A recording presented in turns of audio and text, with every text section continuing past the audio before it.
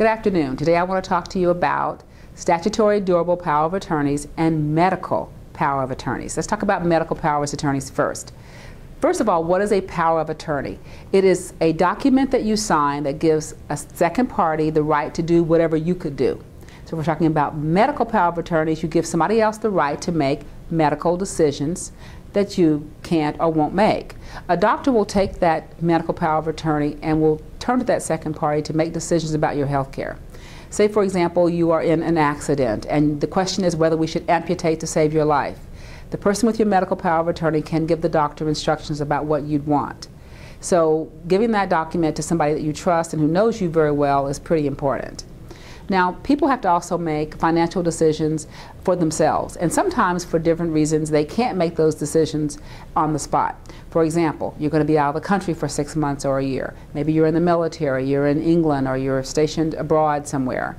You want to give somebody who has, who's right here in the United States, the right to control your affairs, your financial affairs while you're gone. That you do with the power of attorney.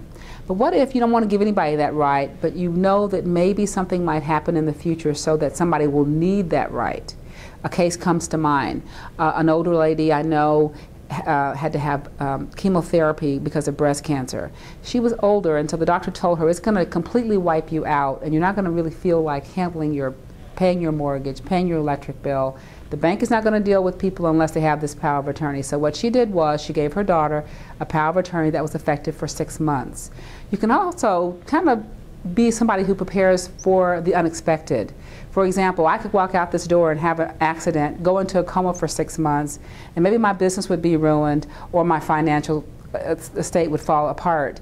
If I have a power of attorney that springs into existence, because I've said so, when two doctors specify I can't take care of my own affairs, that will allow the person I gave it to take over. So kind of that's one of those things you need in your arsenal of estate planning documents, both the medical power of attorney and the statutory durable power of attorney. They're important documents.